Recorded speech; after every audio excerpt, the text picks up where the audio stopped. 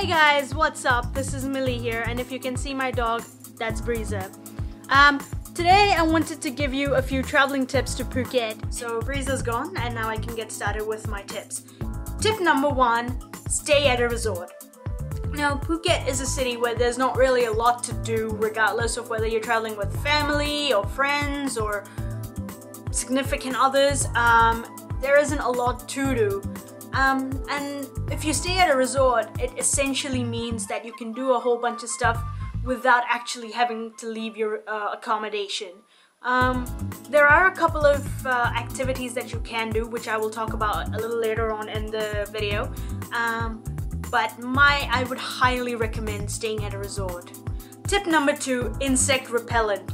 Now, Phuket is a city where you cannot go out without pretty much bathing in insect repellent.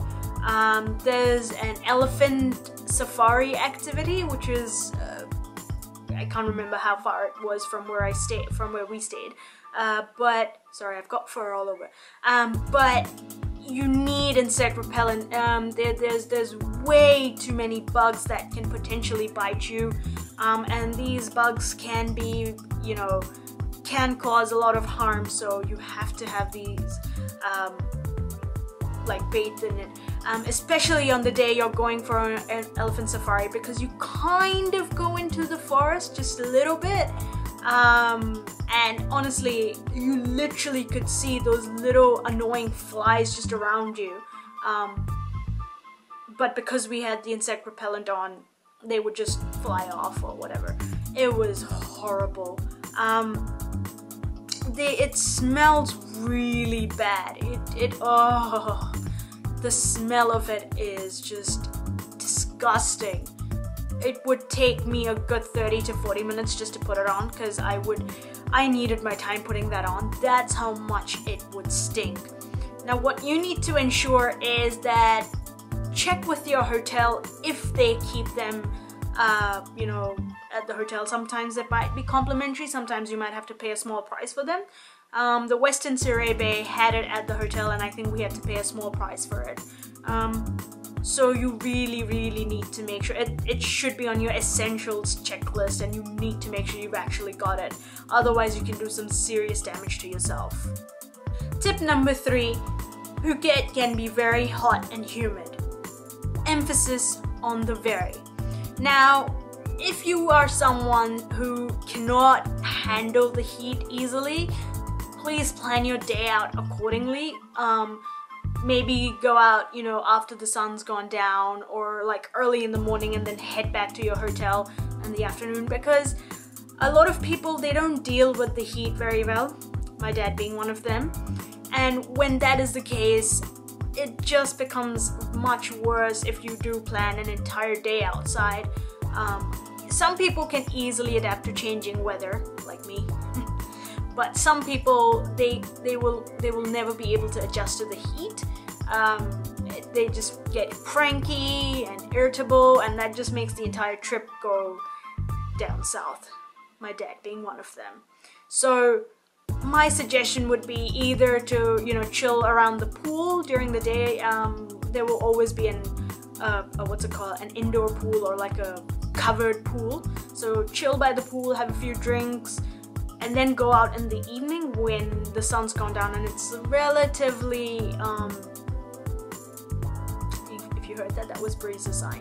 When it's relatively cooler, and or if you have planned the elephant safari, when you have to go out during the day, just make sure you carry one of those pocket fans, or like keep yourself hydrated so that there is no issues that pop up later on.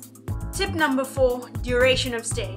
Like I said, Phuket doesn't really have a lot of things that you can do, so you might choose to stay a shorter period of time and use Phuket as one of those destinations where you break your journey and re-energize yourself, and then set off onto your next few destinations. Or if your purpose is to calm yourself and just find some sort of peace in life, go to Phuket, find that.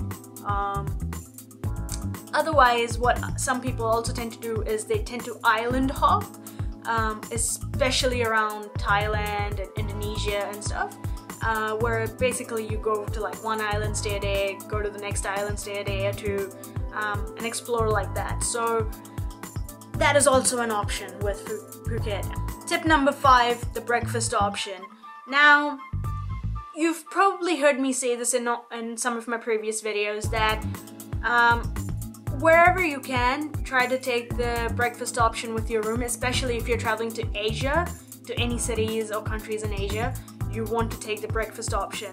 So we, because we stayed at a resort, we basically had 8 restaurants in the vicinity, and these 8 restaurants were all different types of restaurants. There was an Italian one, there was a Thai one, there was a Japanese one, and we just kept charging it to the room, but the breakfast was already paid for, and you know, it does help a lot having that one meal already paid for and not having to worry about going out and about on your day and, you know, just stopping in between to find some breakfast and then continuing on.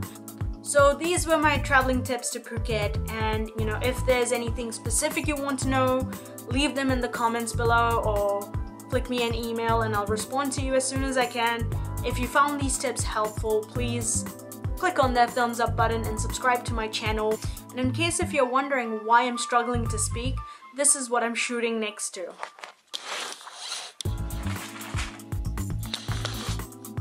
It is difficult when there's a ball of cuteness next to you. But anywho, I'll see you guys next week. Thanks. Bye.